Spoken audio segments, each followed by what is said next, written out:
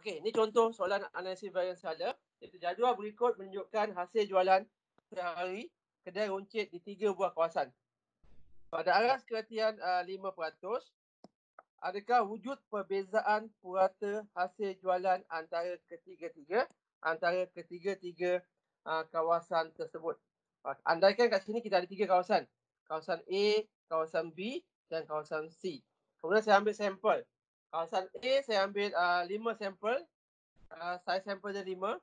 Kawasan B saya ambil 1 sampel. Saya sampel dia juga 5. Kawasan C saya ambil 1 sampel. Saya sampel juga 5. Kebetulan N dia sama. Iaitu setiap sampel mempunyai N dia sama dengan 5. Dan dalam ujian ni dia tidak semestinya sama. Iaitu kita ada lebih daripada dua sampel. Iaitu kita ada 3 sampel. Dan dia ada 3 sampel bebas kerana dia datang daripada 3 kawasan yang berbeza. Jadi uji kaji ini melibatkan 5 darab 3, 15 buah kedai, di mana maklumat yang kita rekodkan ialah hasil jualan kedai seharian bagi 3 kedai runcit di 3 kedai runcit, hasil seharian kedai runcit di 3 buah kawasan. Setiap kawasan kita ambil 5 kedai runcit.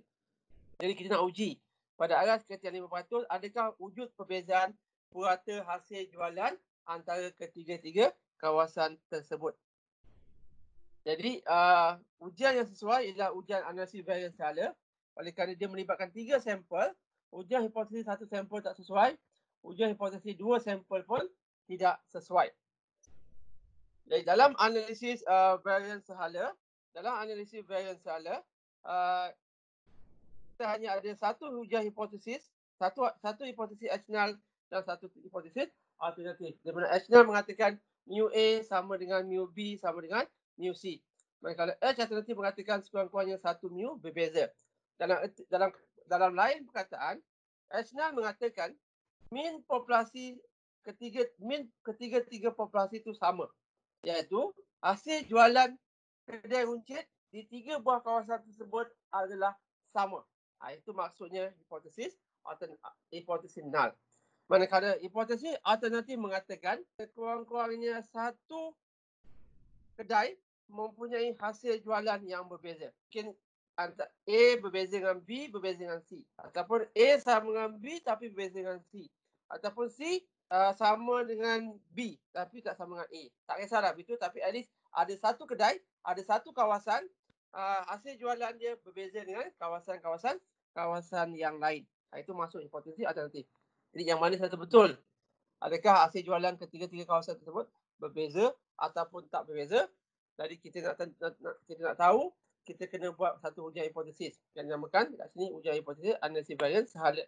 Sebab tu dalam konteks ujian hipotesis, kalau kita pergi pada data, ini yang membezakan ahli statistik dengan bidang-bidang yang lain. Kita lihat pada data, kalau awak lihat pada data, sebab tu kalau awak lihat dalam isu-isu ekonomi semasa, ada ahli-ahli ekonomi dia memberi pandangan yang berbeza-beza. Apalagi dengan pandangan di media sosial. Mereka yang belajar statistik ni, bila kita nak katakan sesuatu tersebut sama ataupun tak sama, meningkat ke menurun, selalunya kita tidak melihat data satu persatu. Sebab tu kalau kita nak lihat tadi, contoh kita pergi kepada kawasan A. Dalam kawasan A ni, kalau lihat dalam kawasan A, saya ada 5 kedai runcit. Dengan hasil jualan dia, kalau kita lihat pun berbeza. Kedai runcit dalam kawasan A tu sendiri, kedai runcit pertama, kedua, ketiga, keempat dan kelima, hasil jualan dia pun dah memang berbeza. Nampak tak? Awak akan nampak dengan jelas. Ada perbezaan dia. Begitu juga dalam B dan begitu juga dalam C. Itu saya bandingkan kedai runcit dalam kawasan yang sama. Kalau saya bandingkan kedai runcit dalam antara A dan B, kalau lihat pada data dia satu persatu, nilai dia pun memang berbeza. Begitu juga kalau saya bandingkan B dengan C. Sebab tu kalau kita lihat, kalau mereka yang tidak belajar statistik, yang bukan ahli statistik, jadi dia terus buat kesimpulan bahawa kawasan A, kawasan B, kawasan C, nilai dia berbeza. Tapi sebagai ahli statistik, kita ada satu kaedah yang boleh kita gunakan untuk buat keputusan yang lebih tepat. Kerana kita kena ambil kira, perbezaan, kita boleh melihat perbezaan tersebut sama ada wujud dalam satu kawasan yang sama ataupun antara kawasan. Itu kelebihan dalam analisis varian. Sebab tu kita tidak membuat kesimpulan hanya berdasarkan data satu persatu. Kita lihat data tersebut secara umum, secara dalam konteks yang lebih luas. Okey, jadi macam mana nak uji dia? Tadi kita gunakan statistik F, ada SST, ada SSE, MST, MSE dan sebagainya. Okey, dia apa pengiat yang kita perlu buat. Okey, ini contoh yang saya yang saya dah ringkaskan dalam nota ni. Okey, maklumat yang kita boleh ringkaskan, data ni kalau saya plot, kalau saya plot ni seperti rajah di rajah yang di sebelah ni. Okey, saya plotkan kawasan A warna merah, kawasan B warna biru, kawasan C warna kuning. Okey, saya plotkan data dia. Okay, data tadi saya tukar dalam bentuk titik ni. B dan C. Jadi kalau kita lihat data ni, titik-titik data ni, kalau lihat kawasan A, hasil jualan dia secara umum dia kita nampak dengan jelas lebih tinggi berbanding dengan B dan lebih tinggi berbanding dengan C. Seolah-olah ada perbezaan. Dengan plot ni kita akan nampak, nilai dia mungkin dia akan lebih berbeza. Kemudian bagi setiap kawasan A, B dan C, bagi setiap kawasan A, B dan C ni, saya kira nilai min dia. Itu yang kita ada tadi, X bar J tadi. X bar J, J je kita ada 3 kumpulan, A, B dan C. Saya kira min bagi A, iaitu jumlahkan semua sekali, bagi dengan 5, dapat 249.2. Min bagi B, jumlahkan semua sekali, jualan ke 55, bagi dengan 5, 226. Jumlahkan bagi C, jumlahkan semua sekali dan bagi dengan 5, 205.8. Ini nilai X bar bagi setiap kawasan. Sebab tu saya ada X bar lebih daripada 1. Sebelum ni kita hanya ada 1 X bar, kita ada 2 X bar, kali ni kita ada 3 dan lebih kemungkinan. Dan contoh ni kita ada 3 X bar. X bar bagi setiap kawasan, dan bila saya plotkan nilai X bar dia ada seperti dalam rajah ni. Ini label dia, kedudukan nilai X bar bagi setiap kawasan tersebut. Kemudian dalam analisis ni kita perlukan satu lagi X bar. Nama dia X double bar. Okay, yang di bawah ni, X double bar. Okay, X double bar, macam mana nak dapat nilai X double bar ni? Cara rumus dah ada tadi. Apa yang perlu buat, awak campurkan semua sekali. Campurkan 254, 263, 237, 251, sambung kemudian dengan 234, 218 dan seterusnya sampai 204. Maksudnya campurkan semua sekali secara berturut-turut data ni.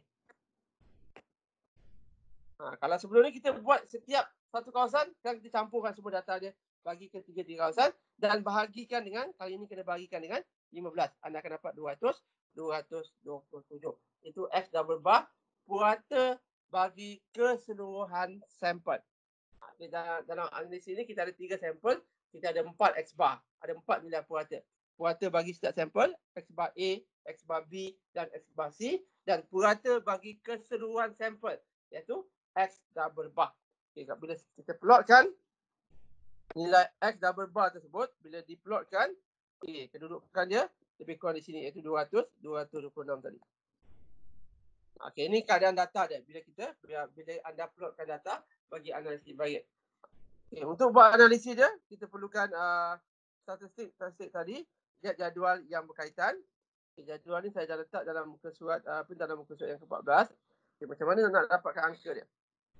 Okay, first kita perlu K tolak 1, degree of freedom bagi treatment. Berapa treatment ni, maksudnya berapa kumpulan dia ada. Kita ada 3 kumpulan. Jadi K kita sama dengan 3. A, B, C. Jadi K tolak 1, di sini saya tulis 2. Bahagian ni saya tulis 2. Okay. Kemudian kita perlu N tolak K. N kita sama dengan apa? NA campur NB campur NC. Setiap satu 5 darab 3 sama dengan 15. Jadi N tolak K, 15 tolak 3 sama dengan 12. Jadi total dia adalah perjumlahan yang di atas ni, iaitu 2 campur 12 adalah 14, ataupun dia sama dengan N tolak 1. 15 tolak 1 sama dengan 14.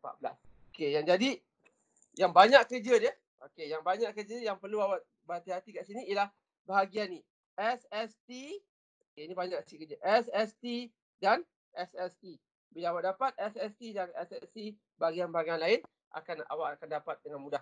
Okay, untuk dapatkan nilai SST, SSE ni, pergi balik pada rumus dia. Apa rumus SST? Apa rumus SSE tadi? Jadi sekarang saya dah ada data. Ini statistik yang saya nak kira ni. Okey, saya harap semua pelajar beri perhatian. macam mana saya nak menunjukkan nilai-nilai dia. Kita ada X. Kalau lihat pada data tadi, kita perlukan untuk SST ni. Okey, dia agak complicated sikit. Kita perlukan NJ. NJ kita, J kita ada A, B, C. Kita perlukan NA, NB, NC, NA, NB dan NC. Jadi kita ada NA kita sama dengan 5, NB pun sama dengan 5, NC pun sama dengan 5. Okey. Kemudian kita ada X. Kita perlukan X, X bar J. Okay, X bar J ni ialah XA, XB dan XC. Tolak dengan X double bar kemudian kuasa 2. Okey, X double bar dah dikira 227. Jadi untuk kira formula ni, untuk kira SST, jadi kalau saya tulis kat sini, SST sama dengan, okey, yang pertama NJ yang pertama, NA. Untuk kawasan A tadi kan, iaitu 5. Darab dengan X bar A. X bar A tadi berapa? X bar A ialah 249.2. Tolak dengan X double bar. Berapa X double bar? 227 kuasa 2. Okey. Kemudian campur. Itu maksud summation ni, campur. Kemudian untuk B pula. Untuk B, kita ada NB. Kita perlukan NB. Saya sampel B. Saya sampel B juga 5. Saya sampel B juga 5. Darab dengan kita perlu X bar B. X bar B ialah 226. Tolak X double bar 227 kuasa 2. Itu kumpulan yang kedua. Segmen yang kedua. Yang ketiga C. NC. Campur dengan NC pun 5. X bar C 205.8. Tolak X double bar 227 kuasa 2. Okey, jadi kita ada 3 kumpulan. Jadi kita selesai pada C. Kemudian kita jumlahkan. Gunakan kalkulator, tekan betul-betul, kira betul-betul. Okey, saya dapat 4716.40. Okey, sebab tu bila saya letak dalam jadual ni, kalau lihat mana jadual tadi. Okey, ni jadual dia. Yang saya dah isi. Nilai dia. Yang tadi kita berhenti setakat SST. Kita terputus di SST kan. Okey, kaedah pengiraan SST. Okey, seperti yang saya tunjuk di skrin ni. Okey, tulisan saya mengenai SST ni. Iaitu kita perlukan N bagi setiap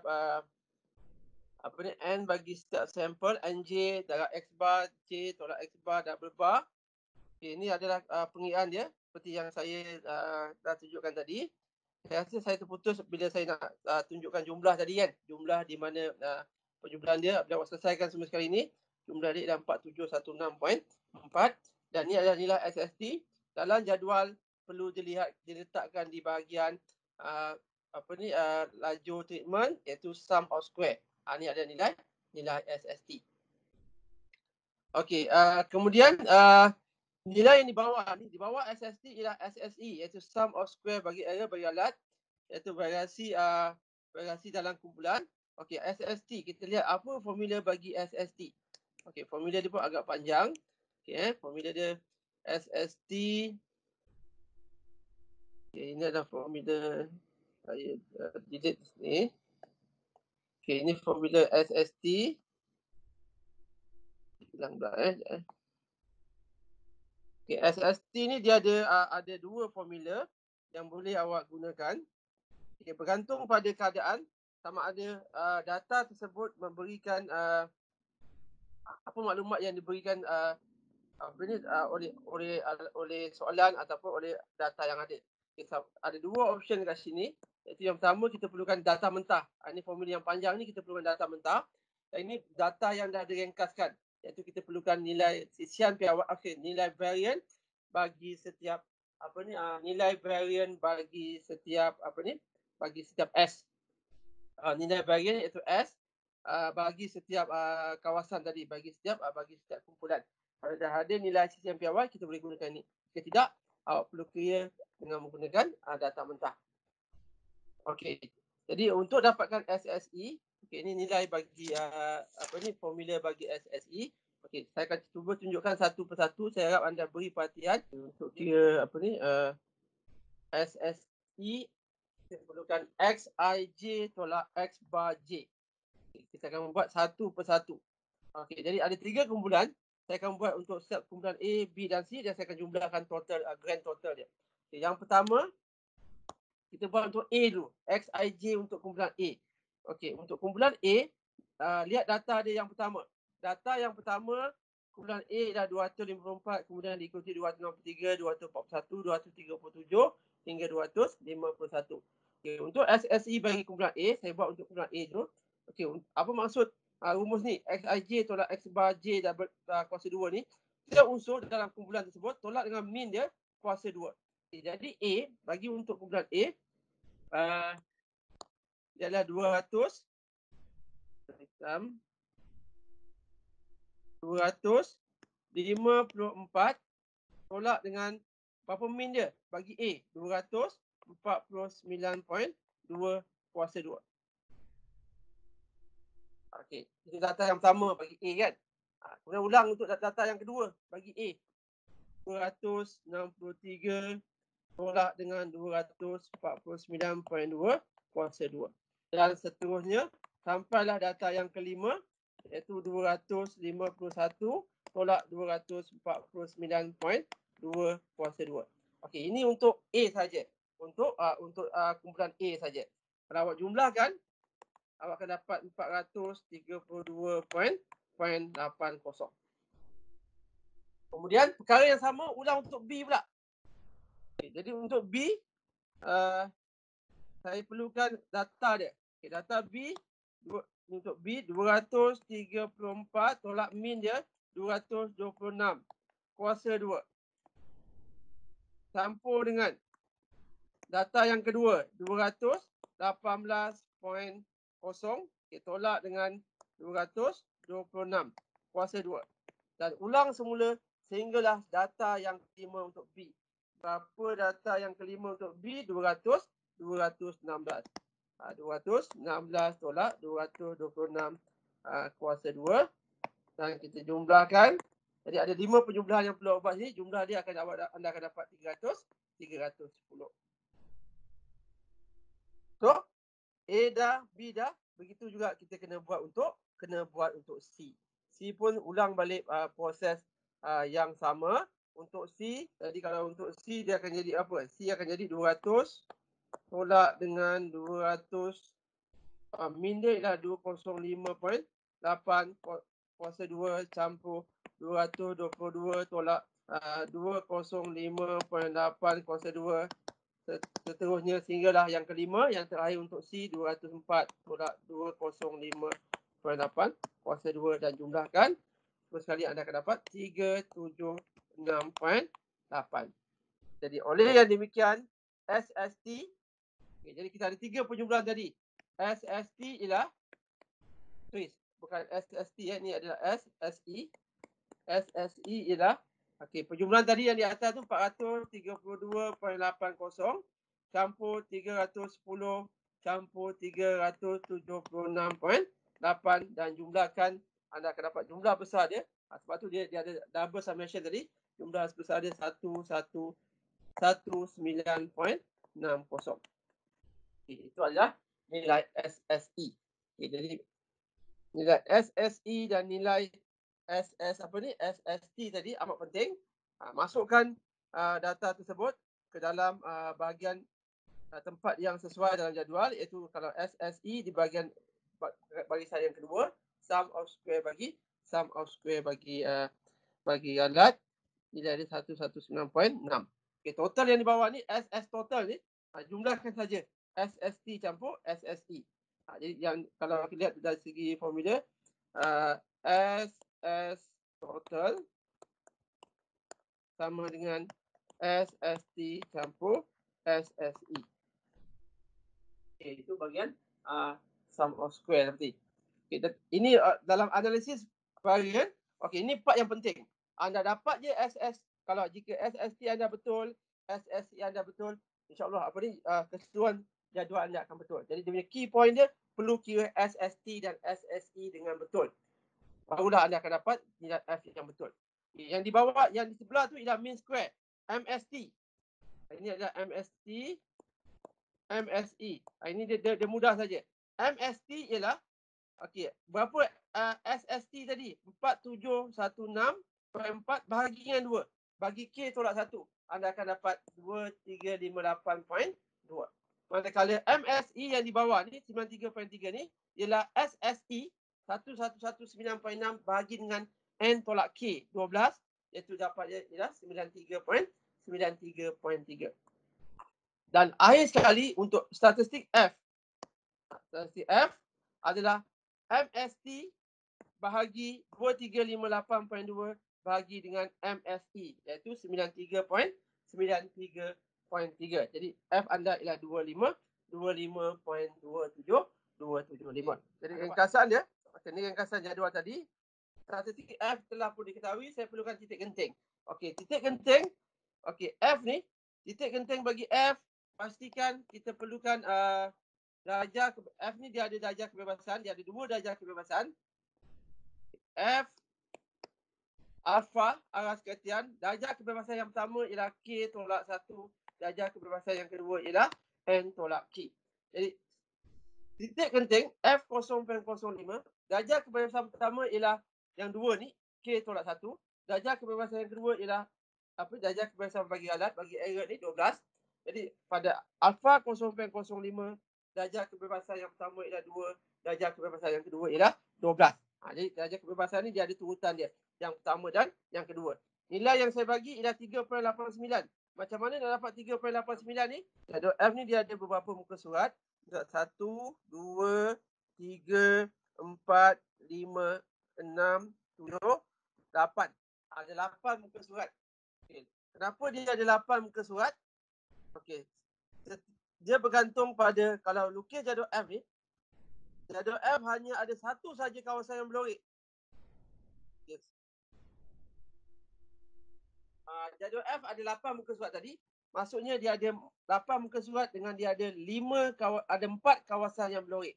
Kawasan yang berlorek ialah anda lihat nilai yang di atas ni. A di sini ialah 0.05. Jadi dia kawasan yang berlorek dia hanya di sebelah kanan. Tidak seperti T, tidak seperti F. Tidak seperti Z. Di mana Z dia bergantung pada jenis ujian. Ada kalanya kawasan berlorek di sebelah kanan, ada kalanya kawasan berlorek di sebelah kiri, ada kalanya kawasan berlorek di sebelah kanan dan di sebelah kiri. Tapi bagi Z, bagi F, kawasan berlorek hanya berada di sebelah kanan. Jadi setiap jadual, A di sini bermaksud alfa. Dia bersamaan dengan aras keretian. Bersamaan dengan aras keretian yang digunakan tadi. Berapa aras keretian kita. Jadi kalau awak lihat, 2 muka surat yang pertama, jadual F ni, ialah untuk aras keretian 0.05. Ini maksudnya di sini ini alfa 0.05. Okey, kalau pergi muka surat yang kedua, okey. Sebelum tu saya nak tunjukkan. Saya dah pada aras keretian. Okey. Setiap jadual F tadi, F ada 2 darjah kebebasan. Okey, darjah kebebasan yang pertama dalam jadual digambarkan dalam bentuk V1. V1. Ini darjah kebebasan yang pertama. Daripada 1 sampailah yang ke-20. Darjah kebebasan yang kedua ialah V2. Itu juga daripada 1 sehinggalah yang ke bawah. Dan jika anda pergi muka surat yang kedua, kalau pergi pada muka surat yang kedua, dia masih alfa yang sama. Okey, aras keretian dia masih sama, iaitu 0.05 tadi. Dia hanya sambungan dengan muka surat yang pertama. Jadi dia hanya sambung nilai darjah kebebasan dia. Kalau tadi sampai 20, sekarang V dia daripada V1 dia 22 hingga infinity. Begitu juga V1 22 hingga infinity. V2 dia adalah sehinggalah infinity. Muka surat yang ketiga, okey, untuk alfa 0.25. 0.25 dengan nilai V1 dan V2. Begitu juga untuk muka surat yang ketiga. Dia sambungan alfa 0.25 dengan V1, V2 yang lain pula. Muka surat yang keempat. 1, 2, 3, 4. Ini muka surat yang kelima. Alfa 0.01. Jadi muka surat seterusnya sambungan 0.01. Kemudian yang terakhir alfa 0.005. Jadi hanya ada 4 darjah aras keretian yang ada dalam jadual F. Sama ada 0.005, 0.025 tadi ataupun 0.05 dan seterusnya. Jadi kena lihat jadual F tu berhati-hati. Okey, ini pembetulan bukan 0.25. Ini dah 0.025. 0.025. 0.025.